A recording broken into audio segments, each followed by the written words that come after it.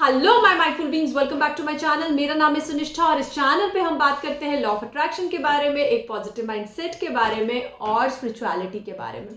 तो आज मैं सबके जीवन का आधार श्रीमद् भागवत गीता के बारे में बात करूंगी। आज मैं आपको बताऊंगी कि भागवत गीता में लॉ ऑफ अट्रैक्शन के बारे में या लॉ ऑफ अट्रैक्शन को कैसे यूज़ करते हैं उसके बारे में क्या लिखा हुआ है।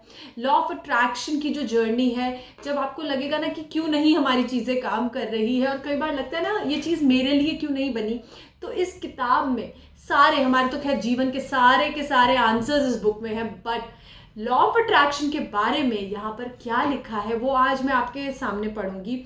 उसका अर्थ मैं आपको एक्सप्लेन करने की कोशिश करूंगी। ये एक्सप्लेनेशन जो मैं आपके सामने रीड कर रही हूँ ये पहले अध्याय से है, जिसमें कि अर्जुन बहुत ज़्यादा परेशान है, उसको समझ नहीं आ रहा है कि युद्ध करना चाहिए या नहीं करना चाहिए, और वो भगवान से बोलता है कि मुझे रास्ता बताइए और मैं शायद ये युद्ध नहीं लड़ पाऊंगा। वो अपने शस्त्र रख कर बैठ जाता है। तो वहाँ पर ही अर्जुन कुछ चीज़ें बोल रहा है और उसी के एक्सप्लेनेशन में यहाँ पर ये मेंशन है जो मैं आज आपके सामने पढ़ने वाली हूँ। तो आप इसको देख सकते हैं। ये अध्याय 1 में से जो श्लोक नंबर 32, 33, 34, 35 इसका एक कंपाइलेशन है, उसकी मैं रीडिंग कर रही हूँ। भौतिक दृष्टि से प्रत्येक व्यक्ति अपनी इंद्रियों को तुष्ट करना चाहता है और चाहता है कि ईश्वर उसके आज्ञा पालक की तरह काम करे, किंतु ईश्वर उनकी तृप्ति वहीं तक करते हैं जितने की वो पात्र होते हैं, उस हद तक नहीं जितना वह चाहते हैं। बहुत इम्पॉर्टेंट एक्सप्लेनेशन है ये कि हमारी इंद्रियां, मतलब जो कि हमारे इच्छाएं हैं या हमारा जो चंचल मन है, वो बहुत सारी चीज़ों की मांग करता है। उसको तो हर वक्त कुछ ना कुछ चाहिए, अभी कुछ चाहिए, थोड़ी देर बाद कुछ और चाहिए होगा। कई बार आपने देखा होगा कि एक छोटा सा खाने में भी अगर आप कहीं गए हो किसी रेस्टोरेंट में, आपको कुछ ऑर्डर करना है, तो हमारी इंद्रियां इतनी विचलित होती है कि कभी हमें कुछ खाने का मन कर रहा है, फिर हम उसको कैंसिल करके सोचेंगे नहीं ये खा लेता हूँ, आज ये खाने का मन है, तो हमारी इंद्रियां हमें इधर उधर भगाती हैं। और हमारी इंद्रियों के हिसाब से अगर हम चलेंगे और उसकी पूर्ति करने चलेंगे और सोचे कि भगवान हमारी हर विश, हमारी हर इच्छा को पूरी करे, तो शायद इतनी सारी विशेस हो जाएंगी, इतनी सारी इच्छाएं हो जाएंगी, और उनमें से कुछ इच्छाएं ऐसी भी होंगी जो शायद हमारे लिए फेवरेबल नहीं होंगी। इसीलिए यहाँ जो एक्सप्लेनेशन दिया गया है कि भगवान हमारी वही इच्छाएं पूरी करता है जिसके हम पात्र होते हैं।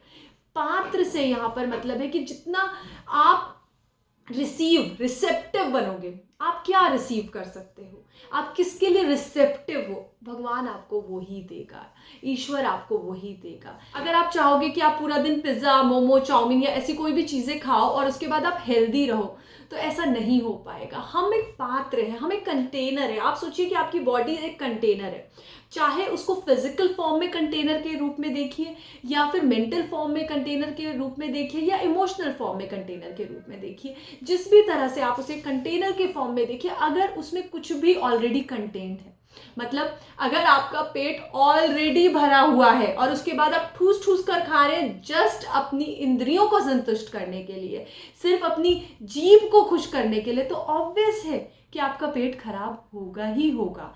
अगर आप इमोशनली पूरी तरह से भरे हुए हैं, आपको कोई अच्छा नहीं लगता, आप लोगों के में बुराइयां ढूंढते हैं, आपको दुनिया ही बुरी लगती है, तो आप इमोशनल लेवल पे इतना ज़्यादा भर गए हो कि अब और कुछ भरने की उसमें ज़रूरत ही नहीं है। आप इमोशनली आउटबर्स्ट कर रहे होंगे, लोगों के बारे में गलत बोल रहे होंगे, हर जगह नेगेटिव बातें ही कर रहे होंगे, क्योंकि वो चीज़ से आप भरे हुए हो। आपके अंदर जो वो कंटेनर है उसमें वही चीज़ फिल है। मेंटली हमारी थॉट्स भी इसी तरह से वर्क करती है। जो चीज़ उसमें कंटेन्ड है, जो चीज़ उसमें चली है, वो ही चलती रहेगी। अब हम बोलते हैं कि लॉ ऑफ अट्रैक्शन वर्क नहीं करता, भगवान मेरी नहीं सुनता, भगवान मुझे नहीं देता।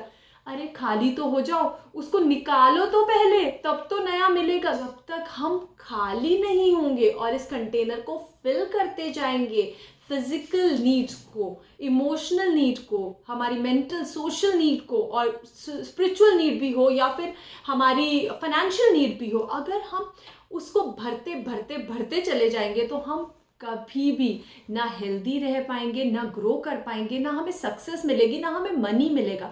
तो ये एक बहुत इंपॉर्टेंट लेसन है कि अगर आप चाहते हो कि वो ईश्वर आपकी इच्छाओं की पूर्ति करे, तो सबसे पहले पात्र बनिए। और पात्र से मेरा मतलब है खाली पात्र, एक खाली एम्प्टी कंटेनर बनिए, क्योंकि उसी एम्प्टी कंटेनर में तो भगवान भरेगा। ऑलरेडी भरे हुए कंटेनर में क्या भरेगा? और अगर आप दूसरी चीज, जैसा आप पात्र होते हो, अगर आप नेगेटिव पात्र हो, आप नेगेटिव थॉट्स में रहते हो, नेगेटिव बातें सोचते हो, बार बार नेगेटिव ही बोलते हो, नेगेटिविटी आपके अंदर है, तो वही चीज और ज्यादा होती चली जाएगी, वो चीज आपके अंदर और भरती चली जाएगी। भगवान हमारे आज्ञा पालक नहीं है, वो आपकी आज्ञा पालक तब बनेंगे जब आप पात्र बनेंगे। और पात्र बनने के लिए अपने आप को बहुत खाली करना पड़ता है, अपने आप को बहुत ज़्यादा चीज़ें जो हम 24 घंटे करते रहते हैं ना, इधर उधर की बातें, ये सब चीज़ें, और सोचते हैं तो नॉर्मल है, सभी तो कर रहे हैं। अगर हम जब तक ये सब करते रहेंगे ना, हम कभी पात्र नहीं बन पाएंगे, और भगवान कभी भी हमें वो रास्ता नहीं दिखाएगा, हमारी वो इच्छाएं कभी पूरी नहीं। आई होप आपको ये वीडियो अच्छा लगा होगा। अगर वीडियो अच्छा लगा है तो आपको पता है आपको क्या करना है, वीडियो को लाइक करिए। Thanks a lot for watching this video. Thanks a lot, bye.